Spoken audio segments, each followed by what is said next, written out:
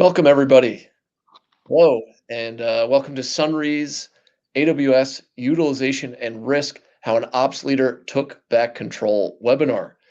I'm James Casagrande from Sunry Security, and I'll be your moderator today. If you don't know Sunry, we've been in the identity and permission space for a number of years, securing AWS, but also GCP and Azure. But today, we don't want to take a security-centric perspective. Usually we have a security expert on or security tooling expert on. Want to refocus our POV into the point of the cloud operations manager or the person who's responsible for running AWS. This could be someone in your organization who has that title, cloud ops, or it could be many different people. It's different everywhere. But the main thing, this person's responsible for AWS. This is where the buck stops. And this person's being asked to balance a ton of different initiatives right now.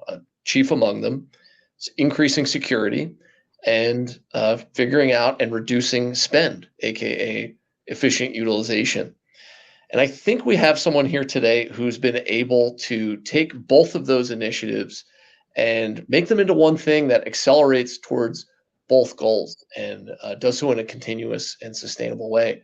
And that is my colleague, TJ Wenger, who is the Director of Engineering at Sunry Security. Hi, TJ. Hey, James. Thanks for having me. Thank you very much for joining us. Why don't you give everybody a quick background on who you are and what you do? Yeah, absolutely. So I've been doing this for 20 years now. I just kind of came to that realization not too long ago. So I've been in the business for a while. This is my third SaaS company that I've been with, and this problem is not unique to Sunry. I've dealt with this at the past three organizations I've been with. Controlling spend and managing resources in the cloud, it's huge. And in the past probably 18 months, it's really picked up. And so, it used to be, when I was way back when, I think it was 10 years ago, I worked for Ashley Furniture, and, Microsoft was basically giving Azure away at that point. They built it into our EA and that sort of thing, and you could just play around with it. And now that times have changed, right now they're nickeling and diming you for everything you do. So this is huge. And it's super important to our business, and it's super important to a lot of businesses out there right now. I know that. Definitely. So, that first off, thanks again for joining. And what you're going to walk us through today is kind of your, journey, right, of cloud utilization, which uh, really started last year. You're going to talk about FinOps, traditional FinOps, improving underlying infrastructure, and then this interesting sort of marriage of how you brought risk tooling and risk reduction initiatives into this as a way to control utilization. And then we do a little retrospective on how you do it over again. But to just level set right terms and make sure we're all understanding the same thing. This is now I'm have a perspective of outside in, right? I have a security perspective, not a cloud ops perspective. This is what I think most people think cloud ops does, right? It's a conventional view of their goals and some editorializing on what tends to be important.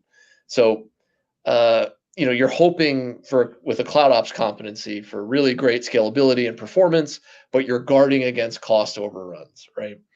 So that's something that we've seen become more and more important as time go by. Things like performance, scalability, being responsive to developers and creating an environment for them to work in, super important, right? Our developers, we love our developers. They drive the top line of the business. So the business is really interested in you being an enabler for them. And then all too often, this is not your case, not Sunry's case. All too often, security and compliance, right, are try your best, sort of priority. So we've seen, this utilization initiative creep up, and to the point where it's like the number one thing a lot of people are concerned with when they're running cloud ops. Is this a fair characterization of what you see in your day to day and how you've been operating? Yeah, absolutely. So basically, take title out of it, right? So, I'm director of engineering. You might be security guy, you might be infrastructure engineering, you might SREs. Take title out of it. If you look at cloud ops as a role, like this is, operating a cloud. You want to make sure you've got your uptime. You got to make sure you're secure. You got to make sure you're scalable, which is what the cloud is so good at. Cost optimization used to take a backseat to a lot of this stuff, but over time, it's slowly crept up as the cloud gets more and more mature. Things get more and more expensive, and keeping your budget and your dollars and your pennies in check is very important. What we're going to get into here is kind of more of a tactical discussion about how we did it, and my team, which is great. But I think the number one thing that you have to do is you might have different stakeholders in each of these categories, right? And so your strategy about FinOps and kind of how you operate your cloud, you got to have that buy-in across all the teams, right? It's going to come down from your CEO and your board that says, hey, we got a penny pinch on our cloud costs, or that sort of thing. And taking that and spreading it across all teams so they all realize this is super important to the business, and sending that message.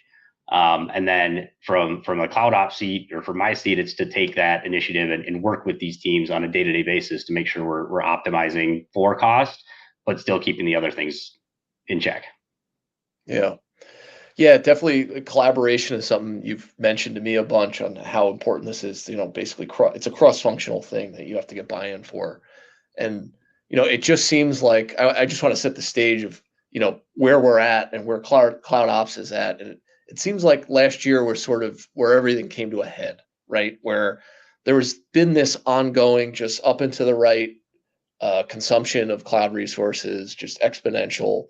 And then I'm sorry, this is the only time I'm going to say the words AI, but there was, the advent of, or the widespread adoption of large language models. And the thing we know about those transformers, right? They tend to consume a lot of cloud resources. So it made it all of a sudden made the AWS bill a little more interesting, to people higher up. And then you have sort of macroeconomic headwinds, right? Or the other factor, you have executives coming in saying we need belt tightening. They're looking around, they find the AWS bill for the first time, they get a little sticker shock.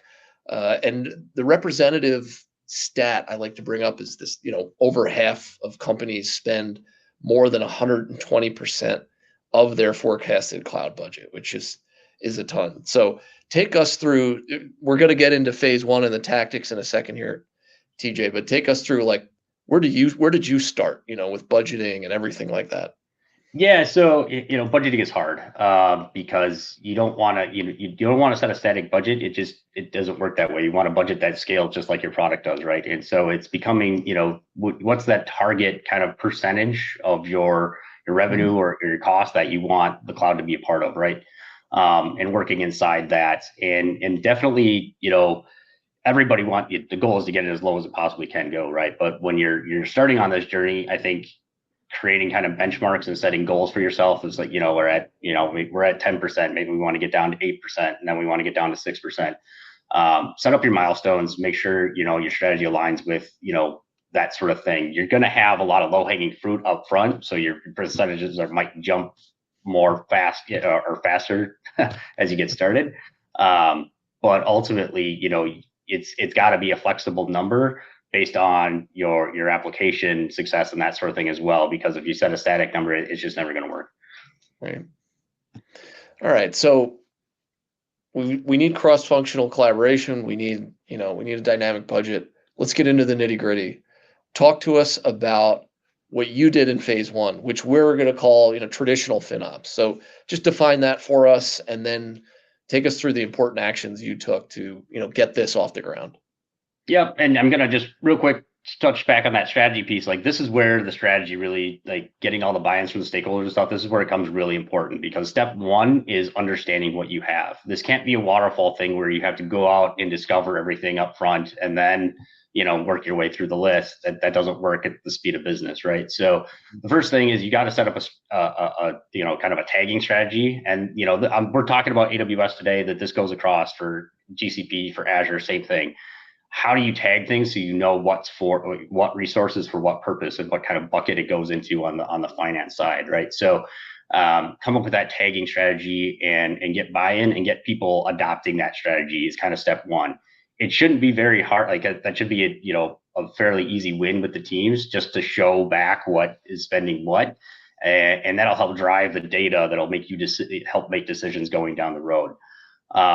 And so, like, kind of that's like understanding what you have or starting that journey of understanding what you have. Because like I said, even if you come up with a strategy day one, it's going to take time to roll that strategy out. And it's as that information comes in, you can make decisions on it, or find out where your tagging gaps are maybe as well.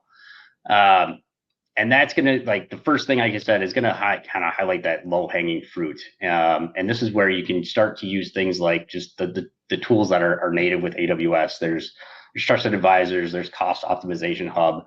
Those things are going to tell you like where savings plans can help, or where, you've got extra size EC2 instances, or oversized, underutilized EC2 instances that you can shrink, and that sort of thing. RDS, that, open search, etc. Things like that, where you can look at, okay, we're paying way too much. We can shrink the size down and still be fine within our, with our metrics and that sort of thing. And that's what I like to call the low hanging fruit, because it's just going to be like, hey, it's really easy to go in and just resize something.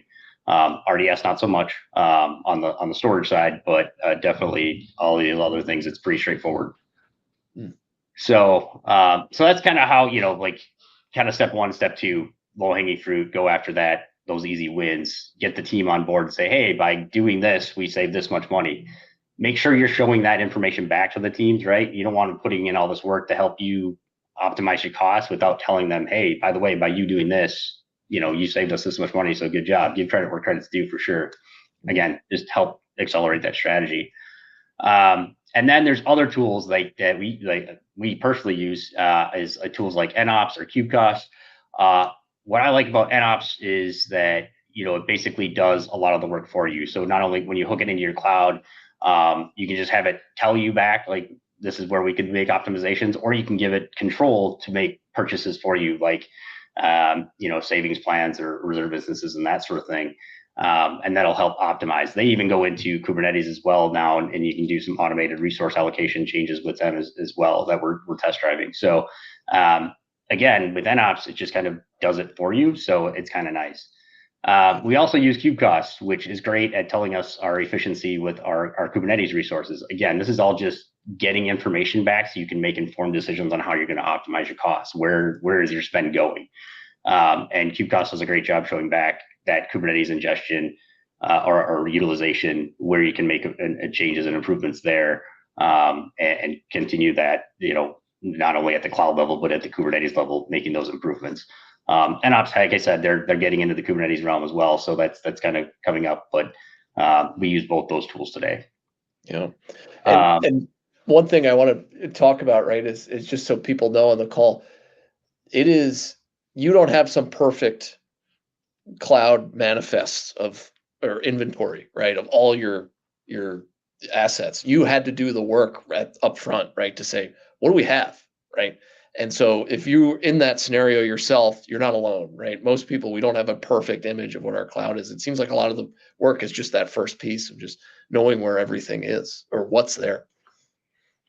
Yeah, and that's the hard part is, the nature of the cloud is things are always changing, right? You're moving fast, you're scaling up and down. People are trying new things, your devs are trying new things. And so it's, once you have a static, an inventory, the next second it's changed already, right? And so that's where the tagging strategy really comes into play and helps you understand all that. If you have a tagging strategy, and you can go as far as putting it in like a tag policy in AWS that enforces tags, or you just build it into your Terraform if you're using Terraform, or you just build it into your SDLC that you require these tags going out, right? It's one of those things. It's kind of dependent on the situation, but all that is to just simply understand what is the resource for, what's the purpose of it, what services it's supporting, that sort of thing. And that tagging strategy will follow it through all the way through, APM and that sort of thing as well. So that helps. But that inventory and understanding is super, super critical. Yeah. All right. This final bit, tell us about how SCPs.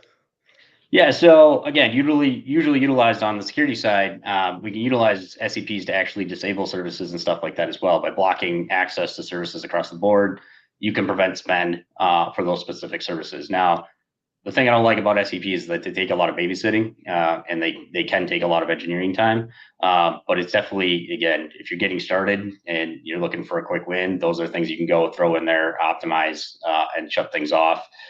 So if you have, we just had an example last fall where somebody went in and stood up SageMaker for something to test something forgot to tear it down. And next thing you know, we had a $2,500 SageMaker bill.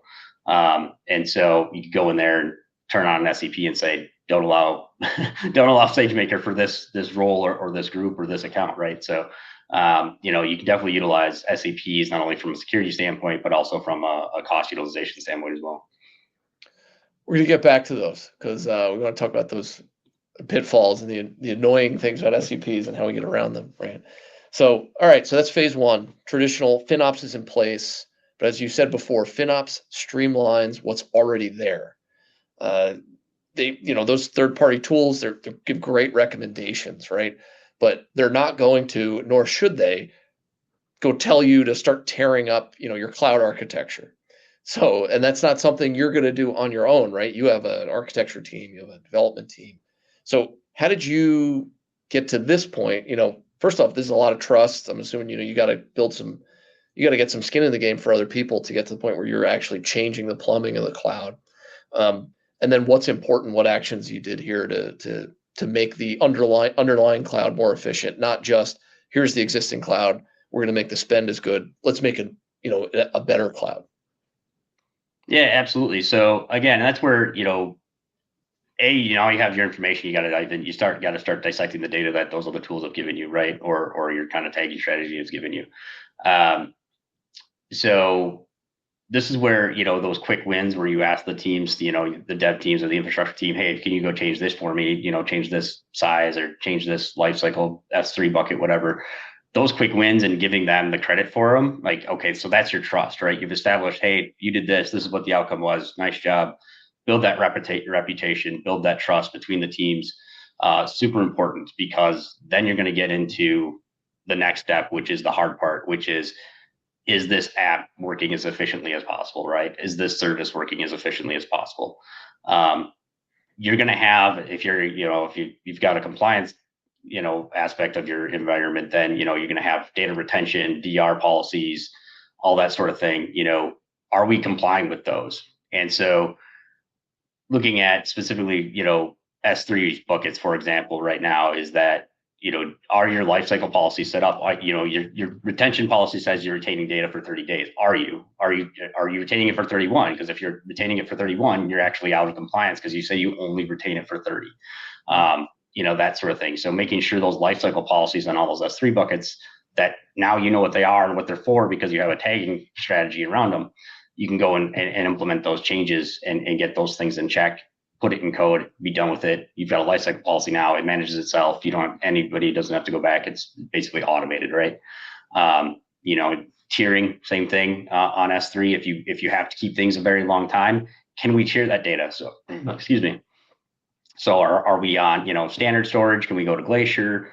That sort of thing. So you move stuff off to cold storage.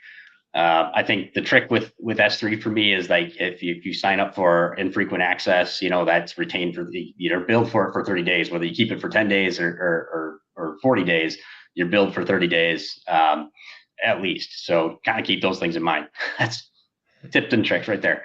But the next piece is like, you get into Kubernetes, right? And, generally Kubernetes, you're spread across 3 AZs for your resiliency and compliance and DR and that sort of thing. But if you've got an improperly architected app, you might be talking across those AZs from data, from app to database. And so things like, can you implement safely AZ awareness so that if the database or the data is in zone AZ, that the app that it's talking to, the app pod that it's talking to is in zone AZ as well, or zone A as well, so that it's staying within the zone and you're not getting additional ingress and egress network traffic and that sort of thing. So like understanding Istio, again, labels inside of K8s are just as important as tags outside of or inside the cloud. So using labels in Kubernetes, tracking that traffic, understanding what's talking to what, those are high level things that you're going to have to go back to your architecture team, your infrastructure team, and your app team and say, we're going to need you guys to do this to, so we can reduce these costs. I know personally, Sunre saved about 10 grand a month on network traffic by implementing AZ awareness in our Kubernetes clusters. So it's not a small, the network traffic adds up. It seems like it's just part of it. It's not. You really got to dig in and look at those sort of things on the day-to-day operations efficiency side. Again, same uptimes, same SLAs, same DR resiliency, just more efficient app, more efficient communication, that sort of thing. And it's still set up that if zone A were to go away, zone B and C are right there to pick up where it left off without impacting your overall uptime. So these are things like digging into that data, digging into those tags, digging into those labels, understanding what's costing you what, that's where, and the why. Like, you're going to get the what out of the tags, like what's costing you what. Okay, then why? Those are the conversations you're going to have with your architects, your engineers, and your management, and making those, getting those changes and those cycles. Right? It's going to take dev cycles. It's going to take engineering cycles to get some of that stuff implemented. But showing back what your percentage of cost savings could be is going to be significant. Another thing it does is, like, if you have resources, this happens more on the dev side, but if you have dev resources that are static, everybody punches out at 5, 6, 7 o'clock at night, and their machines are still running in the cloud from a dev aspect overnight. Well, that's 12 hours worth of the CPU time that AWS is going to collect on, right? So can you shut stuff down? NOps actually has a built-in tool that will time it and shut it down for you if you want to implement it. There's Lambda functions. There's a ton of how-tos out there on implementing that sort of thing. But like, now what's costing money, again, because you're tagging exercise. So you can say, what can we do to optimize this? And then in our case, we have in our prod environment, which means we also have it in our stage and in our dev environment, is we had 3 EKS clusters just because of prior architectures and kind of just, as we scale up and certain things, we thought previously, hey, it'd be better to have its own cluster. We kind of went back and said, why, right? Like, question everything. First of all, why do we have 3 clusters? Do we need 3 clusters, or did we do it for some reason that we didn't really get the benefit that we thought we would out of it? And so we're actually working on consolidating our 3 clusters back into one, just to optimize network traffic and storage and overall EC2 utilization, and up our overall efficiency. So you have the data. This is the hard part, where you kind of go through with all those things and kind of put all that together. Yeah. And you mentioned how, you got to be in 3 AZs for compliance purposes and stuff like that. That tends to be the way I think people think about when they think about security or compliance. When it comes to cost efficiency, they see it as a drag, as like, it's gonna, I need failover, I need this, and what have you. This is the interesting thing about, what you did with our, what we're calling phase 3 and preventing unseen spend. You took something that was traditionally considered, security toolings and security initiatives, and then you said, what? How can I take this as a preventative measure, right? Because phase 1 and phase 2, putting FinOps in, improving infrastructure, that's great, but they're reactive, right? They're necessarily a cost overrun or spend has happened that you didn't want to happen. Now you're reacting to it. You said, how can I be proactive? And took this approach of, all right, I'm actually going to use some security tooling, talk about SCPs. Take us through what that looked like and how this came to be a utilization control tool for you. Yeah. So, I'm spoiled because of, I work at Sunre, so I got this tool readily available, right? But basically, when you talk about spend sprawl or cost sprawl, it usually goes hand in hand with security sprawl, right? And so, and if you look at it through the eyes of security, like, if somebody goes and stands something up in like another region, like Asia or Europe region, and you're based in the US and there's compliance things and that sort of thing, it's a security/compliance risk if they stand stuff up over there, right? But it's also a cost risk because you tend not to, on a cloud ops basis, if you're focusing on your main app, you're not looking in those regions and that sort of thing, or looking at certain services. So what we did is basically looking at our cloud permission firewall. I said, hey, these services we don't plan on using, we don't have a reason to use them. Let's just turn them off, right? We're using it as a security tool to disable access so people can't, access them erroneously, but we can also turn them off so people don't stand them up and, increase our spend. And so we kind of took that approach and said, let's just turn off whatever regions we can in accounts and stuff like that. So we have our prod org onboarded, and we can go into individual accounts, or we can go into the whole org and say, we don't want you touching these regions. So basically go in there and turn off all those regions that we don't want people doing anything with. Now, that's not going to stop any resources that are in those regions, looking through, from a cloud permissions firewall perspective. It's not going to delete those. It's not going to stop those resources from being there. It's just going to prevent net new resources from going there. But if the region is empty and you disable it, then nobody can go and put stuff there to begin with. Same thing, I gave the SageMaker example a little bit earlier where somebody went and opened up or turned on SageMaker. Well, I talked about using SCPs, turned it on its head. This time I used Cloud Permission Firewall, went into that account for that engineer, and basically disabled the service for SageMaker for everybody. And so now that tool or that service can't be used. The nice thing about Cloud Permission Firewall, though, is that I can actually delegate those permissions to the individual dev team leaders, right? So if they have their own account, they have their own dev account, I can say, hey, instead of disabling this, I can just protect this, from a security standpoint, I can just protect this and say only allow these roles. And if somebody tries to use that role, it'll actually notify the dev leader or the dev manager and say, hey, such and such is trying to use this role to access this service. Do you want to let them? And then that dev leader has the ability to say yay or nay, kind of, puts that in their court. Again, ownership and responsibility, stakeholders, gives them the ability to say, why is somebody using this? Or, yeah, absolutely. I know I know this is on the roadmap. We got to get this done. So let's just approve it.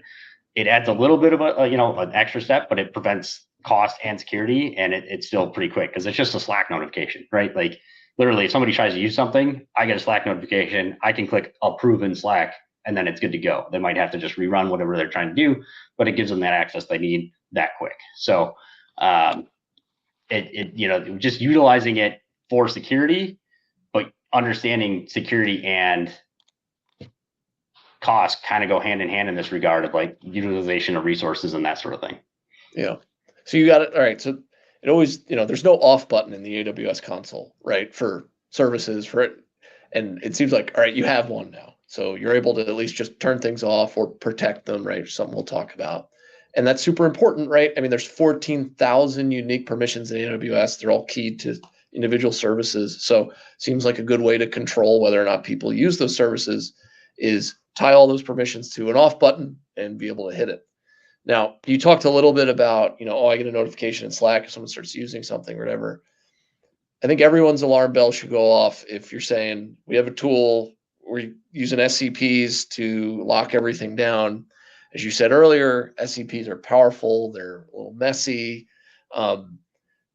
It's hard to say I've locked everything into only the permissions people need today are the ones they're going to use, because as you and I both know, that changes tomorrow, that changes at the end of the month, that changes every quarter, at the end of the year, right? So when you look into an average cloud, and that's why I just bring up these stats we did from research last year, there's 11,000 identities in a cloud, principals, whatever you want to call them. More than half of them are machines. And then, more than half of them are dormant for a 90-day look back, right? And 93% of those that are dormant are machines. So you have all these like identities in there that are not people, and you have the scheme to, or it's, at some point you have to say, well, we have to change the way our permissions are allocated. So we got to go edit that SCP, or we have to go give people access. Doing that's really hard for like thousands of machine identities, even if you're using something like just-in-time provisioning, right? We have all these tools that for IAM that are really geared towards human users, and are kind of just like legacy concepts we've brought along, and it ends up just not working if you're like, I have 5,000, dormant machine identities that might need access tomorrow, might need access next month. What the hell do I do? It's this dream of least privileged security people care about that is really not achievable in cloud. So that I bring this up because I want to set up your phase 4, which is like, all right, you've got this in place. Now we need a way to do ongoing access governance. We need a way to understand what third parties are in our cloud, what machine identities are in our cloud, and what, when we have to give them back access. So Talk to us a little bit about how you manage this in an ongoing way and make it not so that those SCPs are not just walls that your developers are slamming into every day. Because let's be honest, that's what they tend to be, right? That's a lot of people's experience with them. So Yep, and a lot of people are going to say, I can just use Terraform for that and everything like that. But like usually, it's who's ever governing that SCP is not the one running into it. I hate to say that, but and so it becomes who's got permission to change it. Are you tracking that and that sort of thing? And then you get into GitHub and or whatever your Git repository stuff is and permissions, that sort of thing. What I like about the cloud permission firewall, and again, I wish I had this at the last couple of places I was at because it would have just been so helpful. Is it takes the SCP out of the equation for you. I mean, that's how it's leveraged, but basically it's writing it for you and it's on the fly. And so, like I said, if somebody tries to go in there and access something they're not supposed to, if it's disabled, they can't access it. Nobody's going to get notified. No, like it's just done. So it's a separate conversation. But chances are, at least you should have a policy or a practice in place where if something's disabled, everybody knows it's disabled. And if you want it enabled, there's got to be a conversation prior to that. But the benefit is like you can just go in there and protect a service. And what the protect does is that says, okay, if somebody tries to use it that's not supposed to or not currently approved, then that can notify whoever you need to, whether it's at the account level, at the org level. Cloud ops team for us, we run prod. So anything at a prod level comes to us. We don't get a lot of them because prod's pretty locked down, right? And so we don't want to see these in our machine, permissions and that sort of thing are pretty static. If we do a new feature or that sort of thing where that comes up, we just know it going into it. So we preemptively exempt it. But if we didn't by chance preemptively exempt it, it will just get a notification and we'll just click approve and then it'll rerun and it'll be fine. So it's just a way for us to on the fly, keep everything restricted, not only from a security perspective, but also from a cost perspective, and make sure that if somebody needs access, they get the access they need in a timely manner without really slowing them down. We're not trying to cause it doesn't cause as much friction as you would think it would because SCPs cause even more friction. Managing SCPs causes more friction. There's turnaround time, there's check-ins, there's validation, stuff like that. We take all that out of the equation. And so it's really happening on the fly. And then we recently added third-party stuff. So not only are we talking about individual identities, but you can go in and see what third parties have access to your cloud. Do you want them to? Do you not? Which again, a big spend in cloud or a big spend related to cloud is data egressing and ingressing, right? So anytime you send data out of your cloud, you're getting an egress charge on that network traffic. So if you have a third party that somebody else hooked up a long time ago that you're not even aware of, this will show it to you. You can disable it. You can find out what it is or chase it down. It gives you that visibility into what is happening in your cloud kind of real time. From a service perspective, from a user perspective, and from a third-party perspective. And so you're kind of covering all the bases, machine, like you said, machine identities, and it gives you the ability basically to, hey, you just did a slide about, all the zombies, right? Or orphaned identities that are out there that aren't being used or haven't been used in a very, very long time. And so you can just basically click a button and turn all of them off, disable them, so you're not at risk anymore. Huge from a security perspective, but also from a cost perspective that they can't just wake up and start spending money without you knowing it. All right, so I think it'd be helpful maybe if you dive into the product for a bit and kind of show us a little bit on how you use the Cloud Permissions Firewall to achieve what you showed us today, right? Which is, you've got services control and you've got regions as this choke point of utilization, right? You don't have to go through the whole platform, but might be interesting for us to kind of check out those controls and see how the SCPs and RCPs, resource control policies, for those of you who don't know, that are AWS just released late last year, are utilized to control things, not only just services, but also third-party access and a couple other things. Absolutely. So this is our demo org and that sort of thing. But basically, just when you log in, this is what you see. You can kind of see all your services. We're at the top of the org base. So we can see here's the org and then all of our OUs and individual accounts. So I can manage each of these things at the top level or at an individual account level or even at an OU level. The nice thing about this is that we can also set approvers and notifications and stuff up at each of these levels as well. So it's pretty sweet. But you can kind of come in here and see in our sandbox, we have 24 zombies. That means 24 identities that haven't been used in at least 90 days. So you can go in here, and if I wanted to, I can hit this quarantine button and basically quarantine or disable 24 zombies right now, and it would just preview my changes. I can come in here and see what those are. So what this is it a machine? Is it a human? That sort of thing, and kind of just see what's for what, and if there's anything in there that I don't want a zombie, because that does come up where you have something that's been just, dormant for 90 days, but it's still important because there's this process you run once every quarter or once every 6 months or whatever, but so you still need it. So it gives you the ability to only, do the ones you want. Unused services. So basically any service that hasn't been touched, same thing. You can come in here and hit the disable button, just disable them. Or you can come down through the list and protect each one as well. So instead of, that's a bad example because it's coming soon, but basically guard duty, you can disable it or you can actually protect it. Protecting it is what basically gives you the ability to send those notifications. Hey, somebody's trying to use guard duty. Oh, let's let them have access. If you disable it, it comes off the list. So, and then the other cool one is, so I'm going to actually hop over regions. This is awesome. Like I've dealt with this everywhere I've gone, and everywhere I've worked, and that is, stuff pops up in other regions for whatever reason. Somebody's trying to save money, but they're not doing it the right way, or that sort of thing. So you can come in here and actually say, I don't want my team to use these regions, right? We have no business in Asia Pacific, so just disable all these AP regions. We keep ours on our side. We are US East is our primary, and then we use US West Oregon as our DR site. So those are constant on our side. But everything else we can just come in here and we've already got a couple, like we've already disabled Europe. So awesome. Like regions are the biggest from a cost perspective. I know from a security perspective, but like from a cost perspective, things popping up in other regions where you actually have to go to look inside your AWS accounts because it's by region. It's a pain. So having something like this is super cool to just say, no, I don't want people even playing around over there. And then the third-party access control. So shock, our tool is our only third party in our account. But as you kind of said on your last slide, there is like you had New Relic, which is our APM.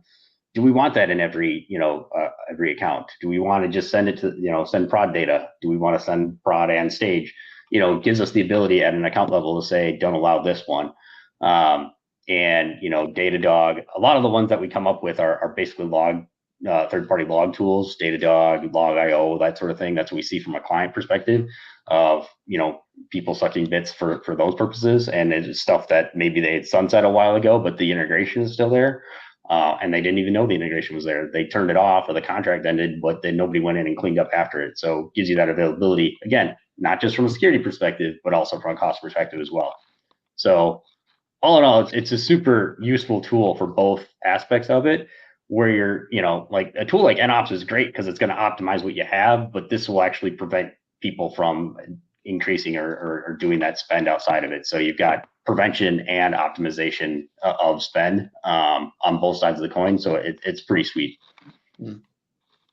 Awesome. Thank you. Thanks for jumping in. It's super useful for us, right? We built it in terms of risk, but yeah, it's amazing that it's helping us with utilization as well.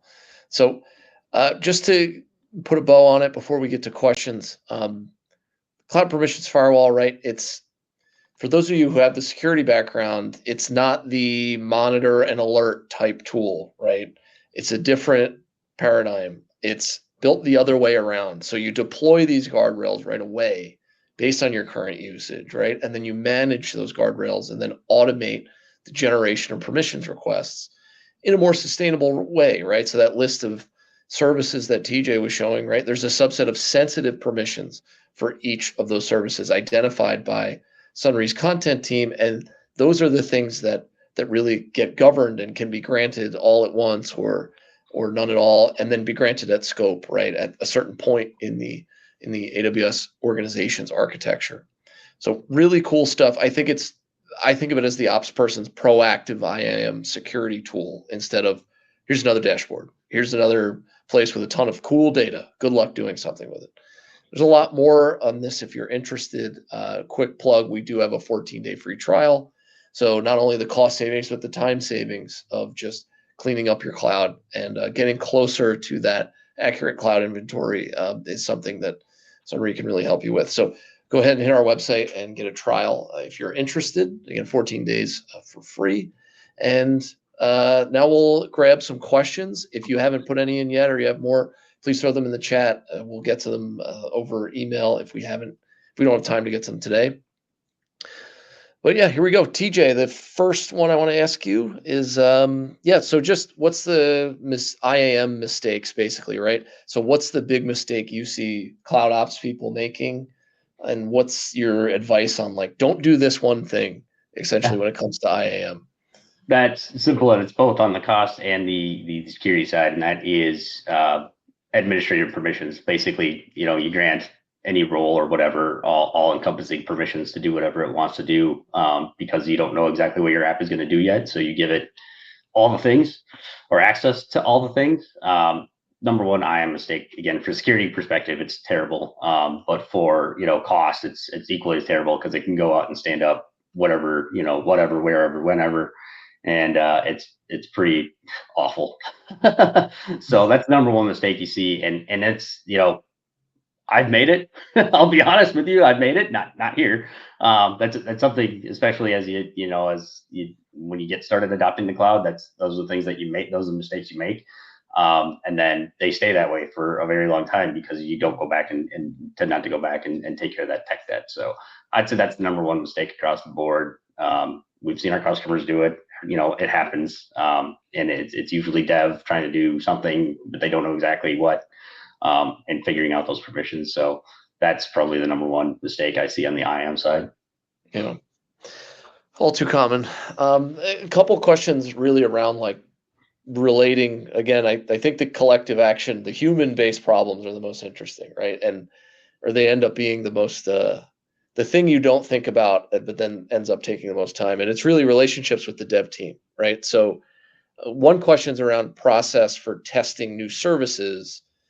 Presumably a dev is going to come up, or someone, or the product team is going to come to you and say, we want to do this because X, right? So, or, there's always new services with AWS, right? Over 250, and they're constantly innovating. They won't stop.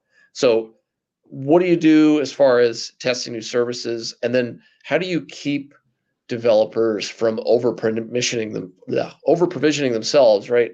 When they need, because they need access and they need it now. So they, in the scenario like I want to test a new service, they want carte blanche, right? They want star permission. So like, how do you deal with that essentially? Yeah, so I'm going to start with the kind of the testing new services, right? I'll just say, like, follow your SDLC just like you would a new product app or things like that, right? Is start a dev and test it out there. A lot of times, so AWS is constantly updating their services that they have and adding new services and that sort of thing, and so it is hard to keep up with. I would say like our CPF team does awesome on the content side and keeping up with new permissions that come out. So there is in CPF as fast as or our cloud permission firewall, as fast as AWS spits them out.